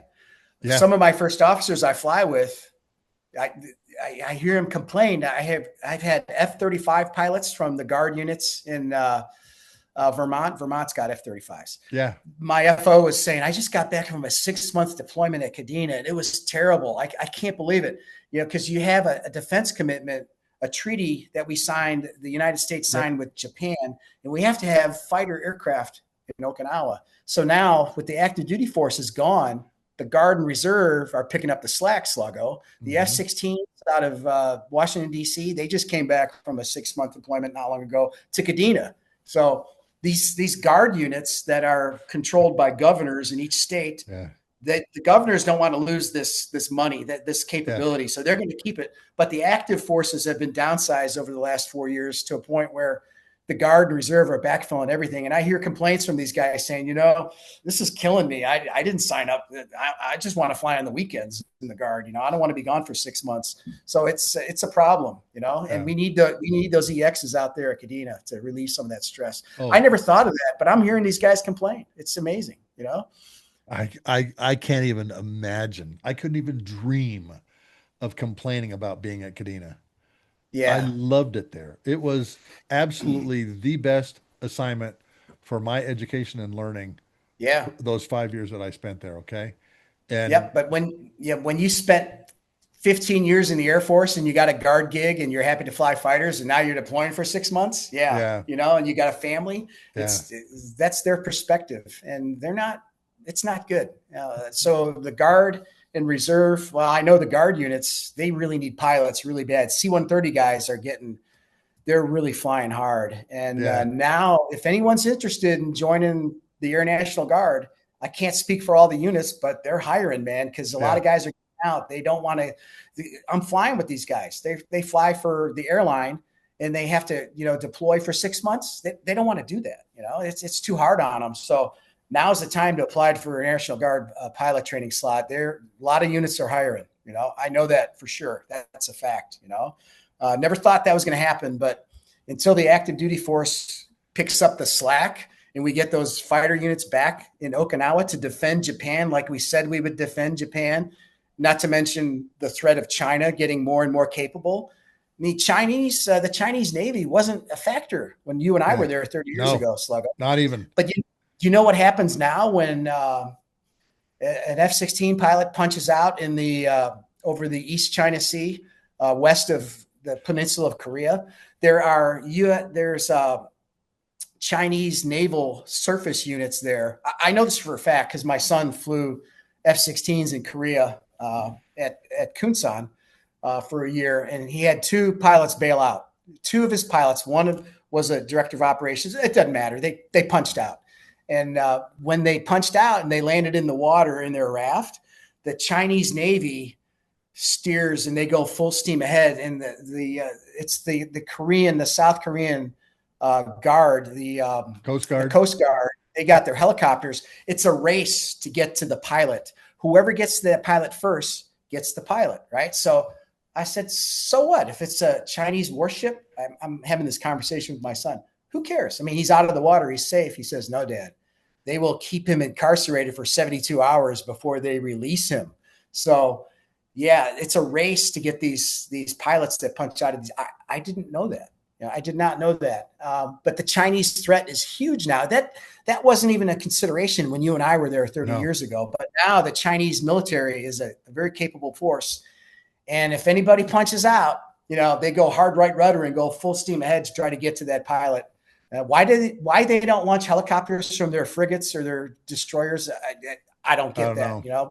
You think the helicopter would go faster than the warship, but that's what they do. They all converge on the survivor, and whoever gets them first wins. And if it's the Chinese, they're incarcerated for 72 hours before they get released. So what did the other Vipers, what were the other Vipers doing? They're probably low on gas and couldn't stay, huh?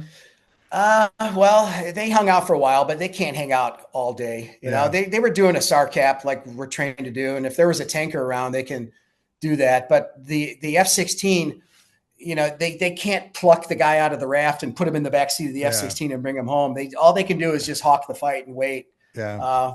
So that's what I imagine what they were doing. Once they're out of gas, they have to go home. But yeah, that happened twice in the last couple of years. There was a race to get to the survivors, and both guys were uninjured. The airplanes crashed for totally different reasons that probably don't want to talk about here. But it happens. But that is a threat. So yeah, the Chinese military threat, and to think that there's no fighter squadrons at Kadena.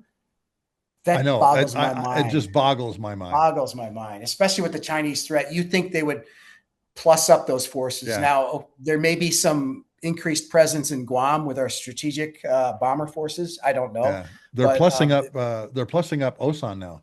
They're going to make it a Viper super wing with 4 F-16 squadrons. Okay.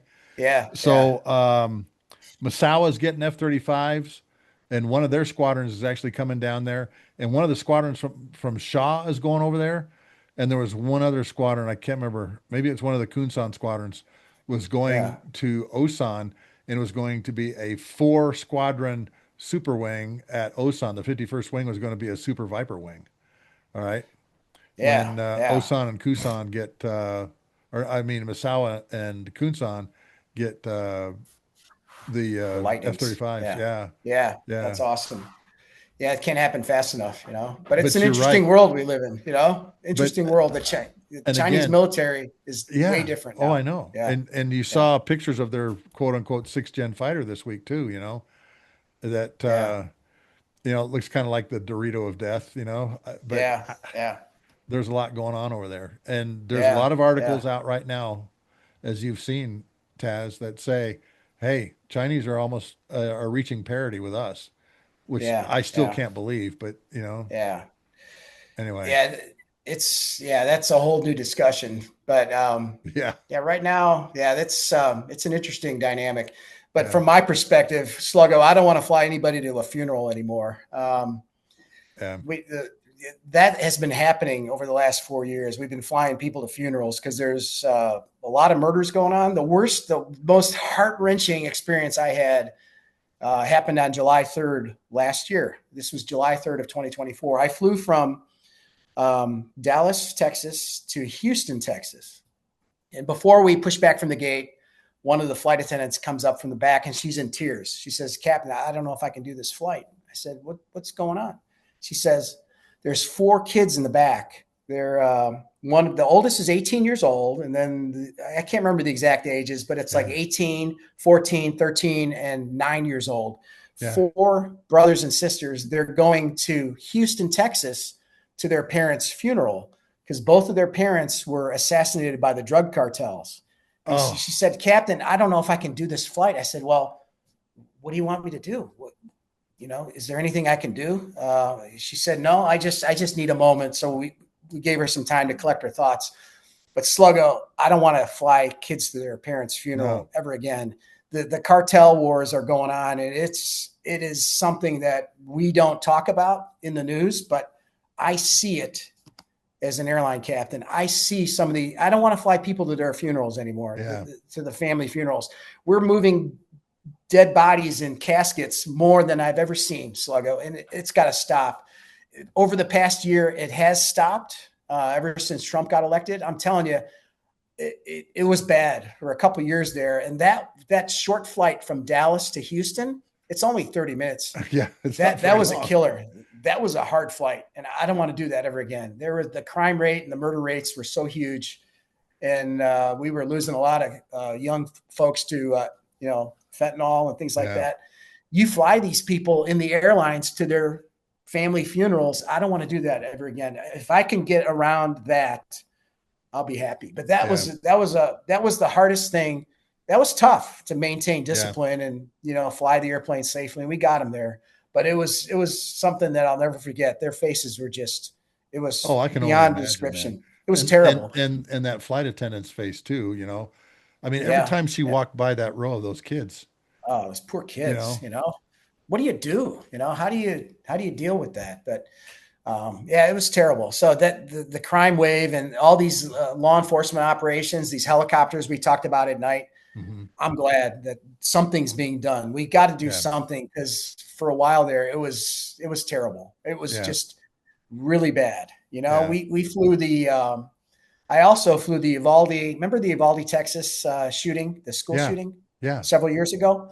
Yeah. I flew the families from Reagan National Airport into Austin, Texas. It was less than a month after the shooting. They met President Biden in the White House. The families met President Biden. Yeah. This was never in the news.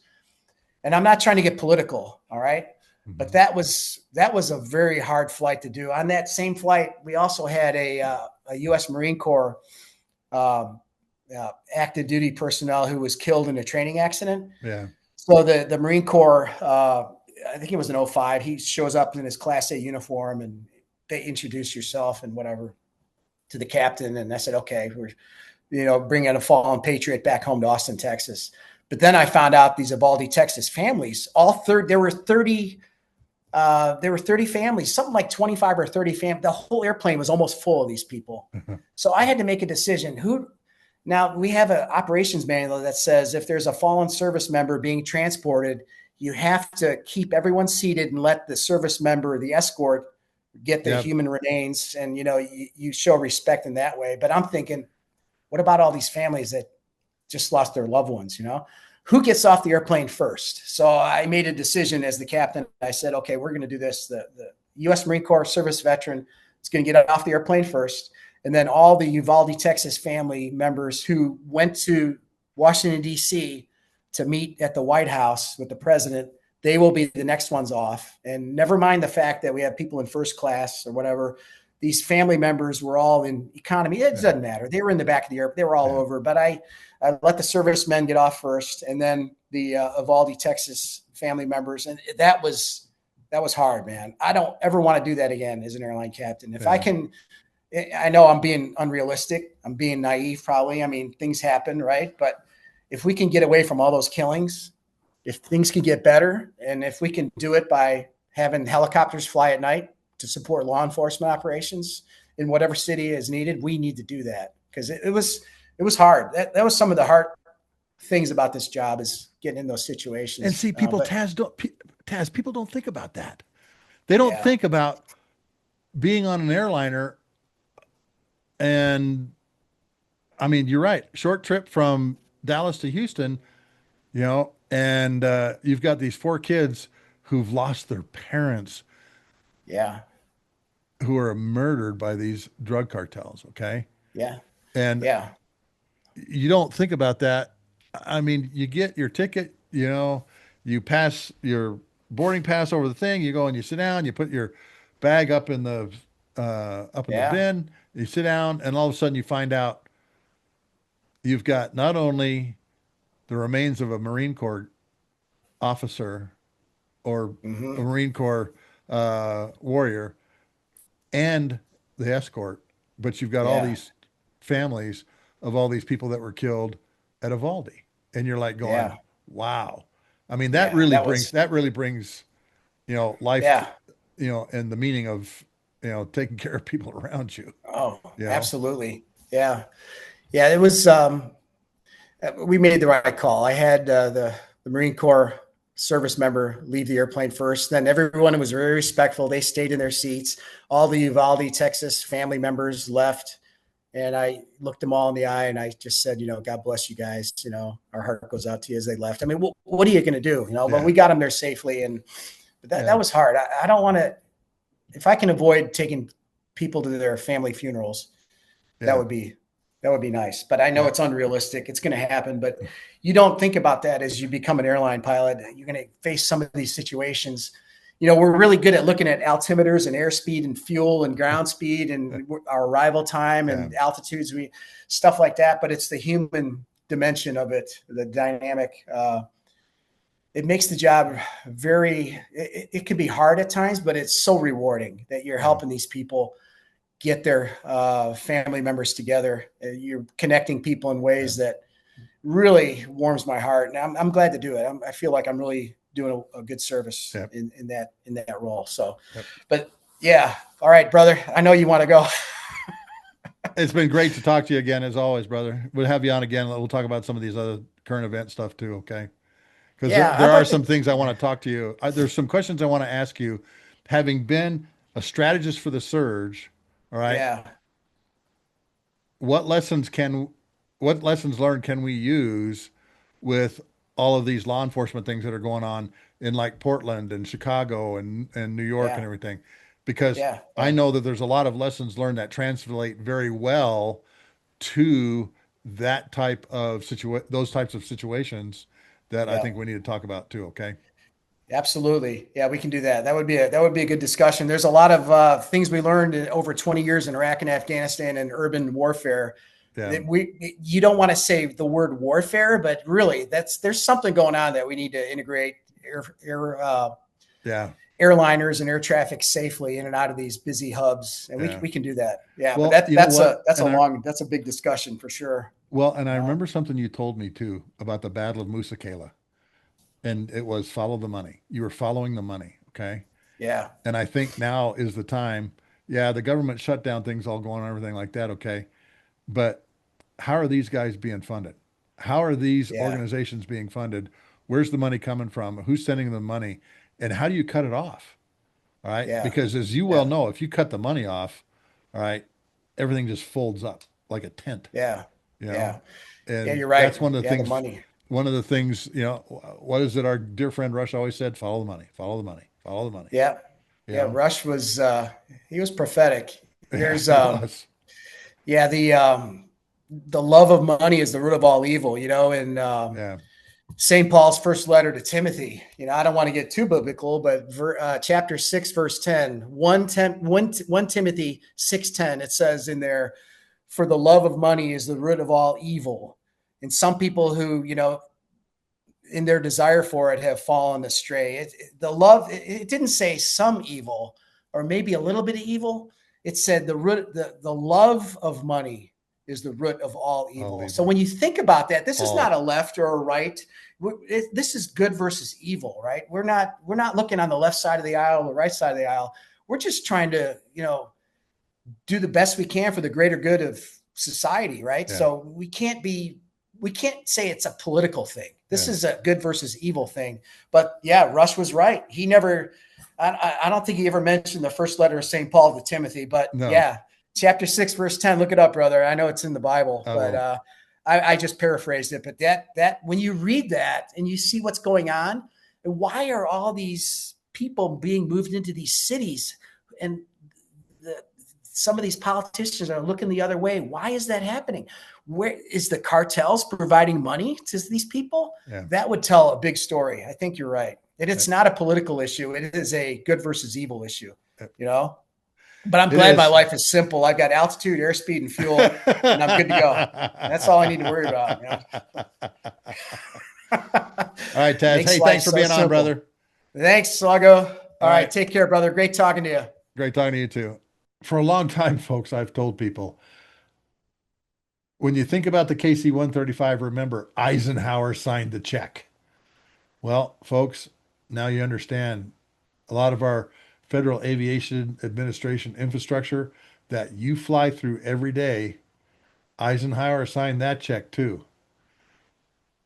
We need a full upgrade to modern AI driven infrastructure for cargo air carriers and including our military, as Taz showed us. Secretary Duffy is trying to do that now. It's costly, it's time consuming, but it can be done. I still feel it is safe to fly anywhere in the world. And the discussion we just had with Taz confirmed that to me. So I hope you enjoyed this episode of Lessons from the Cockpit. Again, our sponsor this episode is Wall Pilot. go to wildpilot.com and look at the ready to print aircraft that we have, like 8874 here above my head behind me, or fill out a custom form. If there's an airplane that you would love to have on your wall, let us do it for you. We have everything from World War I all the way up to modern fighters. Helicopters, we're working on, still working on, because the rotor heads, man, are just kicking my butt. But go to wallpilot.com because that's what keeps the show going, folks. Thank you for subscribing to my YouTube channel. You can find Lessons from the Cockpit on Spotify, Apple, Libsyn also. I appreciate all of you that have written to me. Please go by and join my All Ranks Club. So you get one-on-one time with me, some really cool stickers, and access to some other things that are coming down the road, like coins. And we're working on shirts too. We're working on some cool merch. But it all happens because of you out there. Thanks for joining us today, and join us next week for the 115th episode of the Lessons from the Cockpit show. We're going to talk about what's happening in the maritime environment. We are now going after drug boats. How do you do that? How do you go after bigger boats on an open ocean? And I've got a little experience with that. So, Sluggo, signing out here.